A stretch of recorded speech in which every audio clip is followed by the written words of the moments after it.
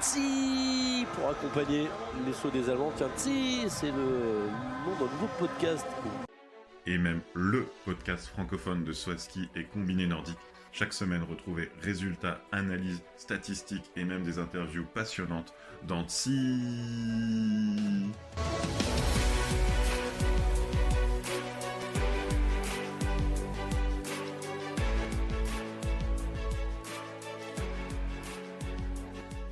Bonsoir à tous et bienvenue au 40e épisode de TI. C'est pas n'importe quel épisode puisque ce soir nous ouvrons la deuxième saison podcast. C'est le premier épisode de la deuxième saison. Avec moi, comme toute la saison dernière, j'ai Geox 120, Romain, bienvenue pour cette nouvelle saison. Dans les starting blocks, surtout que c'est vrai qu'elle commence extrêmement tôt et je suis aussi extrêmement content de retrouver tes introductions et ta présence tout au long de l'épisode après nos, euh, nos interviews, notamment Michal, où tu as vraiment manqué et ta pertinence a manqué. Donc, ravi de te retrouver. C'est gentil et moi aussi je suis ravi de te retrouver pour cette nouvelle saison. Alors, aujourd'hui, on a un épisode spécial sur le preview des Jeux européens, puisque le saut à ski est à l'affiche de ces Jeux européens. On va revenir dessus. Donc, le premier épisode va être consacré aux Jeux européens. Le deuxième aussi, puisque on revient sur les performances de l'ensemble de la semaine dans une dizaine de jours après que l'ensemble des épreuves se soient passées. Ces Jeux européens, ça fait plusieurs mois que tu parles et donc je te laisse introduire le concept des Jeux européens et pourquoi le saut à ski aux Jeux européens cette année. Oui, alors déjà, qu'est-ce que les Jeux européens? Alors, c'est organisé par le Comité olympique européen, donc le petit frère du CIO. Et ça s'est voulu un peu comme une version des Jeux asiatiques ou des Jeux panaméricains qui existent depuis les années 50. Et en 2015, il y a eu la première édition des Jeux européens dans un pays éminemment démocratique qui était l'Azerbaïdjan. La version 2019, donc c'est tous les 4 ans, en Biélorussie, donc toujours dans le cœur de la démocratie européenne. Et voilà qu'on arrive dans un pays un peu plus amical, la Pologne, en 2023. Désolé pour cet aspect très subjectif. Et les Polonais, quand ils ont commencé à réfléchir à leur organisation, donc on trouve 27 sports, je crois, beaucoup de sports olympiques, hein, comme l'athlétisme, l'escalade, le judo, l'escrime, ce genre de choses. Et les Polonais, en fait, comment ils se sont dit, comment on va faire parler de ces Jeux européens? C'est quand même pas l'événement majeur de l'année. Et ils se sont dit: «Tiens, on est à Cracovie, on est à 1 heure et demie du cœur du saut à ski polonais de Zakopane.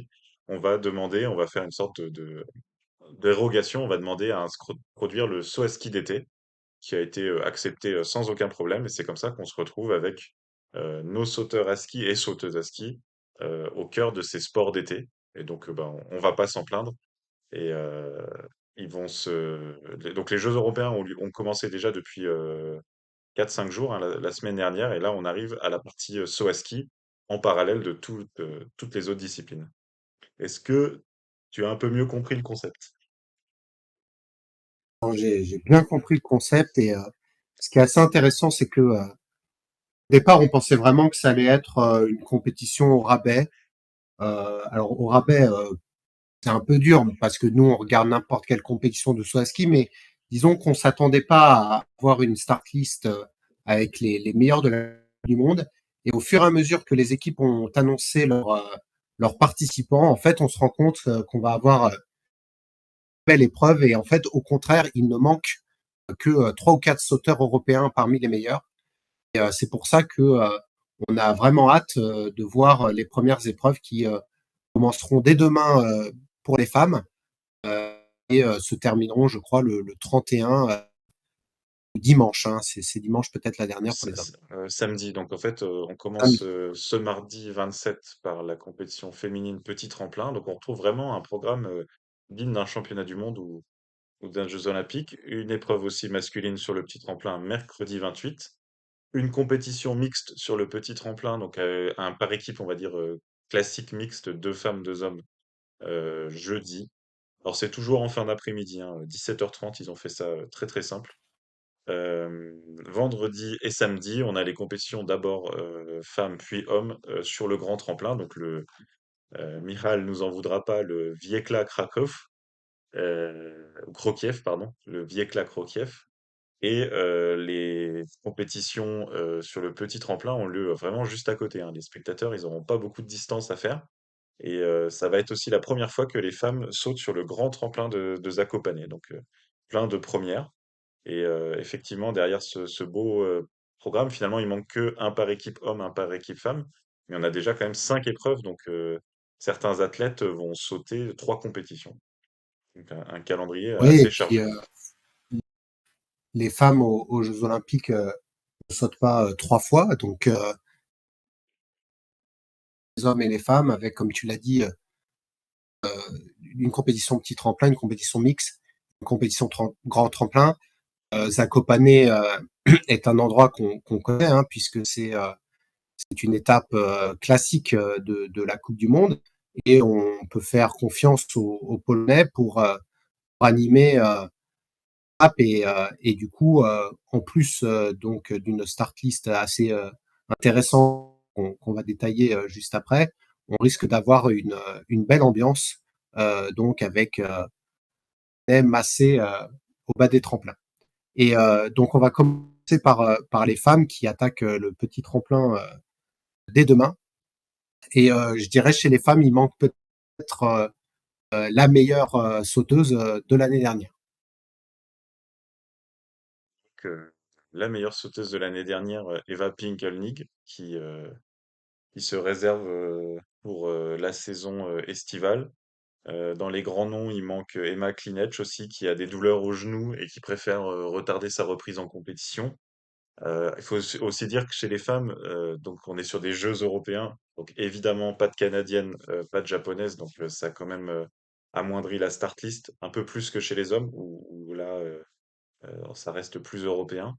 Et puis sinon, bah, on peut citer les présentes, hein, dans les grands noms, on a Nika Krishnar, Nika Preutz, Chiara Kreuzer, Marita Kramer, on va voir ce qu'elle fait, Ada Odim Ström.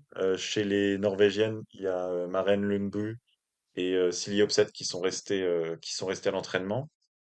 Chez les femmes, on a en Allemagne, par exemple, une nouvelle venue, Katharina Schmid. On l'a jamais vue sauter. Tu la connais, toi? Ça ne me dit rien. Eh ben oui, c'est normal. C'est Katharina Althaus qui s'est mariée et qui change de nom sportif cet été. Alors, elle s'est pas mariée à Constantine Schmid, hein. Non, tout à fait. Mais on reste dans les familles d'Oberstdorf. Selina Freitag, Anna Ruprecht. Enfin voilà, on a vraiment une start list digne de la Coupe du Monde. Et chez les Françaises, évidemment, on retrouve Julia Claire et Joséphine Panier. Et il y en a une troisième, c'est Emma Chervet.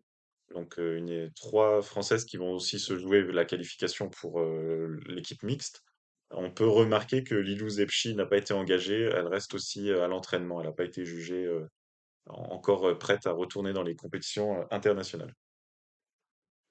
Voilà, donc côté féminin, comme tu l'as dit, bon bah les meilleurs de la Coupe du Monde sont sur des nations qui sont aussi, absentes parce qu'on est sur les Jeux européens, donc pas de japonaises, pas de canadiennes. Et puis en plus de celles que tu as citées, on notera la jeune Julia Mühlbacher qui entame sa deuxième saison de Coupe du Monde avec beaucoup d'espoir, et aussi Irene Maria Gvondal qui Oui, très très bien sauté l'année dernière, mais qui, dû à des soucis de genoux récurrents, a souvent soit ne pas sauté la deuxième manche, en tout cas a des gros problèmes de posée sur tremplin. Peut-être que sur petit tremplin, elle sera une des favorites. En tout cas, elle l'est pour moi. Les Françaises, comme tu l'as très bien montré tout au long de la saison dernière, sont plutôt des sauteuses de grand tremplin. En grand tremplin, il n'y a pas Silje Opseth. Donc, est-ce que Joséphine peut récupérer une médaille? Il n'y a pas non plus les Japonaises, dont Ito. Donc, il y a espoir, en tout cas, pour moi, je suis quasiment sûr qu'il y aura un top 10 français. Je vois pas comment Joséphine ne peut pas faire top 10 sur mon tremplin, mais bon, après, je me lance. Euh, et pour un podium, alors je te laisserai la parole après, mais sur petit tremplin, je mettrai donc Irene Mariak Vandal en numéro 1, puis Tarina Schmid en numéro 2, et en numéro 3, je mettrai Je mettrais qui? Je mettrais Krishna. Prevec, pas Krishna, Prevec. Et sur grand tremplin, je mettrais numéro un, je mettrais Heizer. Freitag numéro 2, numéro 3. Et je suis fou. Et de ton côté? Bah écoute, j'avais pas réfléchi à ça, mais moi je vois bien Marita Kramer revenir bien en forme. Elle avait coupé aussi plus tôt que les autres. Oh là là, dur. Alors faut maintenant que tu l'as fait, je verrais bien Anna Odin-Ström sur le petit tremplin. euh, Devant, je pense qu'il y aura des surprises. C'est quand même un moment de l'année où la forme peut être assez différente d'un athlète à l'autre. Donc Anna Odin-Ström, Julia Mühlbarer et Nika Krisnar pour le petit tremplin. Et sur le grand tremplin, Katharina Schmid, parce que voilà, elle était assez souveraine la saison dernière. Kvandal, moi je la mettrais plutôt sur le grand tremplin. Et puis pour compléter, Julia Claire, parce que t'as mis Joséphine. L'année dernière, hein, Joséphine et Julia, elles faisaient des podiums hein, au mois de juillet sur les premiers Grands Prix d'été. Donc si elles avaient la recette il y a un an, on espère qu'elles l'ont conservée pour cette saison. Voilà, donc je dirais que pour les femmes, on a une belle compétition avec quelques absentes, mais ce sera bien sympa. Avant d'aborder les hommes, donc au niveau mixte côté femmes, on voit qu'il y a certaines équipes où je pense les deux choisis sont quasiment décidés, hein. Je prends les Slovènes, ça devrait être quand même Krishniar, Preuch, que Vitic se place à la place de Preuch, mais je pense pas. Autriche, ça peut jouer entre Kramer et Mühlbarer. Si Kramer a bien sauté à l'entraînement, ce sera Kreuzer-Kramer. T'es d'accord? Oui, carrément. Norvège, je pense que ça va être Van Dahlström, peut-être à la place de C'est- Gvandal, ça dépendra du. Oui, Le voilà. mix, il est sur petit ou sur Il est sur le petit tremplin. petit? On dirait que Van Dahlström. Et l'Allemagne, je dirais que il y aura Schmidt, c'est sûr, et je pense avec Freitag. Mm. Ça me Ouais, paraît, et après, pour les autres. non, puis il y aura une bonne dizaine hein, d'équipes, hein, parce qu'il y a deux Suisses, il y a trois Tchèques, donc elles pourront choisir. L'équipe de France va engager une équipe mixte, donc on aura des Français sur les cinq épreuves, la Roumanie, Daniela Ralambi, pardon. Donc, enfin voilà, on aura vraiment c'est plus qu'un week-end, une semaine bien chargée. Cinq Polonaises. Euh, il y en a que deux qu'on a déjà vues en Coupe du Monde, Konderla et Chieslar. Les autres, je m'aventure même pas à prononcer les noms. On va les découvrir. Elles doivent être très jeunes.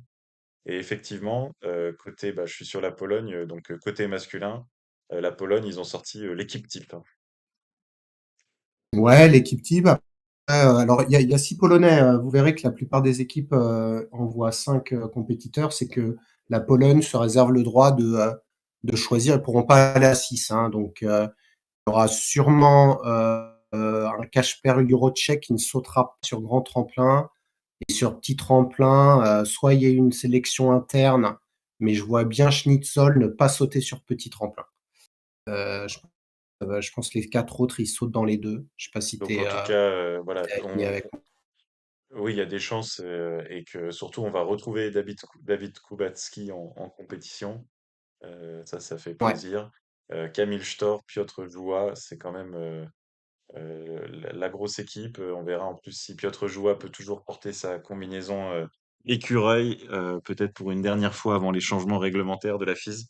Euh, ça peut Ça. scorer à domicile. L'équipe slovène, hein, Anče Lanišek, Lovro Stimiza, Giga Jelar, Domen Preutz. Donc il n'y a pas Peter Preutz, mais quand même grosse équipe. Non, mais en fait, quand tu prends les résultats de l'année dernière, notamment avec les grands tremplins, moi j'aurais mis ces 5-là. Peter, il a quand même moins bien sauté que son frère à la fin, mais bon, il est juste derrière. Oui, oui, c'est clair, mais voilà, c'est la plus grosse équipe possible de Slovénie. En Autriche, alors Ouais. on a eu une défection de dernière minute de Stefan Kraft qui était préinscrit Mais au final, ils envoient Markus Müller, donc nouveau venu dans l'équipe A, Manuel Fettner, Jan Earl, Daniel Stoffenig. Oh là là, faut que je me rééchauffe, moi. Donc c'est quand même une belle équipe et on peut déjà en imaginer le potentiel. Marcus Müller était déjà dans la start list avant le retrait de Stefan Kraft. Stefan Kraft n'a pas été remplacé et que du coup, ils partent à 4. Ils partent à 4, ils Il en avait ont quand bien même été besoin. sélectionné.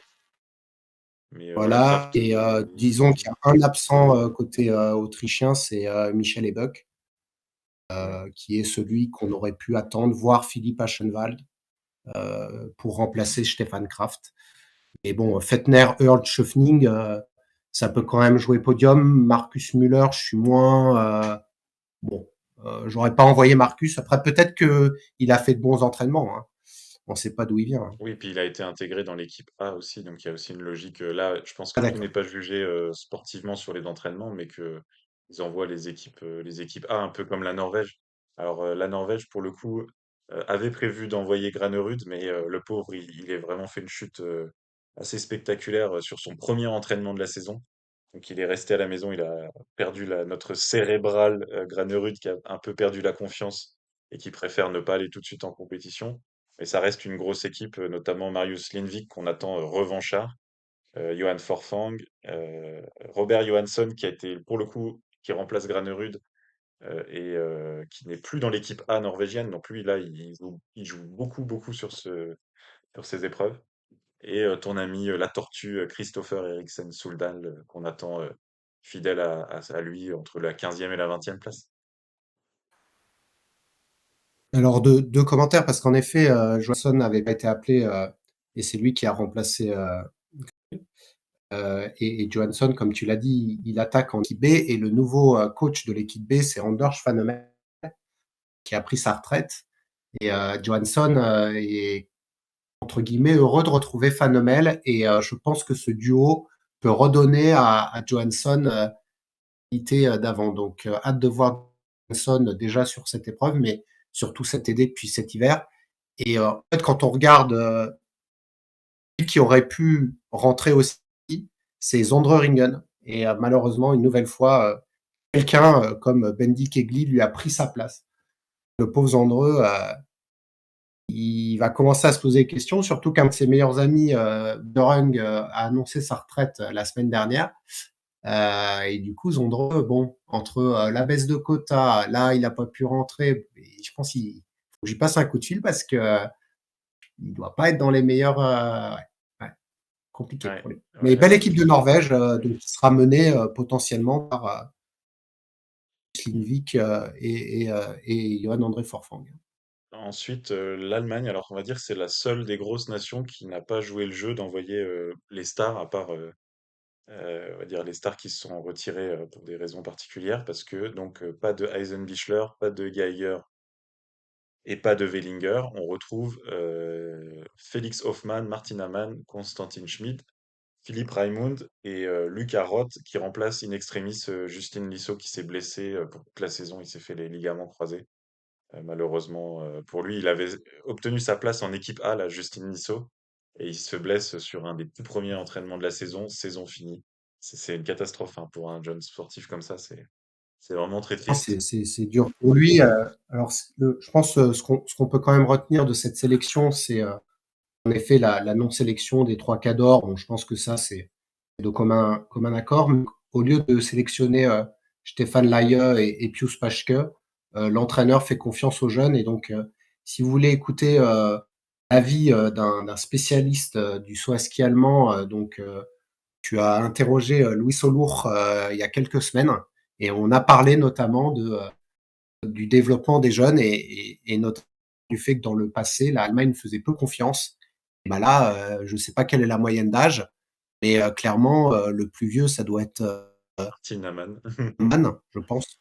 qui doit avoir 26 ans, Mais Schmid, Raimund, Roth, Luc Carotte et Félix Hoffmann, c'est du très jeune. Donc, d'Allemagne, moi, elle me donne envie de regarder parce que je sens qu'il y en a un et peut-être que ce sera Philippe Raimund qui va ça se développer parce qu'il manque les trois et du coup peut-être une médaille pour un des Allemands, mais on verra quand on fera nos pronostics. Mais Après cela, on passe sur les équipes oui, plutôt c'était de, un. de deuxième catégorie. Je pense qu'on peut noter la présence, par exemple, de Gregor Deschwanden. Euh, on a Antito qui est là aussi. On a Zografki qui représentera la Bulgarie. Kylian Payer qui a été pris pour la Suisse. Et puis potentiellement Nico Kitosao et le jeune Palo Sahari. Donc au-delà des grosses équipes, on a aussi Les équipes bon types, coureurs de Coupe tout du Monde simplement. et 5 Français. C'est du jamais vu dans une épreuve internationale et c'est vraiment top de voir les Français se mesurer à la crème de la Coupe du Monde parce qu'il y a quand même, ça va être vraiment, je pense, une très belle épreuve pour s'étalonner. Une très belle équipe française avec ce qui se fait mieux en France depuis l'annonce de la retraite de Mathis Contamine. Tout à fait. Donc, on a sous la supervision du nouveau staff emmené par Nicolas Dessomme. Donc voilà, le Français qui a gagné. On va pas le rappeler à chaque fois, mais on le fait une fois en début de saison. Le Français qui a gagné en Coupe du Monde en 1995 à Sapporo, de tête. Mais voilà, donc nouveau staff. On retrouve, comme tu dis, les sauteurs des saisons précédentes avec Mathis Contamine en moins et avec Harry Répellin qui monte dans les niveau senior, donc Alessandro Badbi, Jules Chervet, Valentin Foubert, Enzo Milesi et donc Harry Répellin. Je pense qu'il y aura peut-être une petite sélection d'entraînement parce que si c'est un championnat, il doit pouvoir être que 4 en compétition. Mais voilà, la France est venue à 5. Ça, c'est quand même une excellente nouvelle. Et on va avoir des réponses voilà, sur le niveau des Français. On souhaite vraiment le meilleur des choses. Jouer jouer un top 30, ça serait déjà très très beau avec ces start list et on va vraiment là je vais regarder l'épreuve dès le premier sauteur parce que je pense qu'ils auront des petits dossards et ça va être quand même plaisir parce que des Français à la télé sur du saut à ski, on n'en a pas vu de la saison complète dernière et je crois que celle d'avant non plus donc vraiment on se réjouit. Écoute, oui, je pense que franchement, on a su assez rapidement qu'ils allaient participer à ces épreuves, mais clairement, ça fait plaisir et du coup, de voir les 5, alors soit en entraînement, soit sur petit tremplin, bon, on verra s'ils seront alignés. On les aura ensuite en équipe mixte, potentiellement, je pense, Enzo Milesi et Alessandro Badbi, avec Julia Claire et Joséphine Panier. Donc une équipe, celle qu'on aurait voulu avoir au championnat du monde. Donc vraiment très intéressant et très bonne initiative de la Fédération française d'envoyer les sauteurs pour leur donner confiance, pour créer en fait, depuis la nomination de Étienne Gouy, il y a cette envie de créer un groupe France mixte, c'est-à-dire avec une équipe A composée de Joséphine Panier et Julia Claire, équipe B composée des sauteurs de coupe continentale dont Enzo Milesi. Et cette émulation, on va déjà en voir les tout premiers prémices pendant ces Jeux européens. Exactement, donc maintenant il n'y a plus qu'à allumer alors en France, on n'a pas toutes les infos non plus, même si c'est déjà rapidement, mais la chaîne L'équipe diffuse les Jeux européens de façon globale, mais en discussion un peu avec les personnes relations médias. Ils nous ont dit de ne pas avoir de grandes attentes sur le saut à ski. Bon, les choses ont été claires.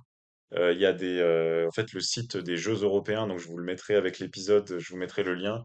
Il y a les lives non commentés, mais avec voilà, l'image professionnelle, et c'est disponible en replay. Donc, il y a quand même tout ce qu'il faut pour suivre l'intégralité de ces Jeux européens côté saut à ski. Et puis bah, après, il y a ceux qui savent trouver des VPN, les Polonais, si vous voulez un peu quand même entendre des voix, même si on comprend pas ce qu'ils disent. Les Polonais retransmettent évidemment en direct. Je crois que l'Allemagne ne retransmet pas en Voilà, donc direct. on donnera les liens si on en a en tout cas sur le site des Jeux européens et l'équipe si on le sait avant. Si on finit notre petit jeu des paris, alors moi sur le par équipe, je verrais bien l'Autriche devant la Norvège et la Slovénie.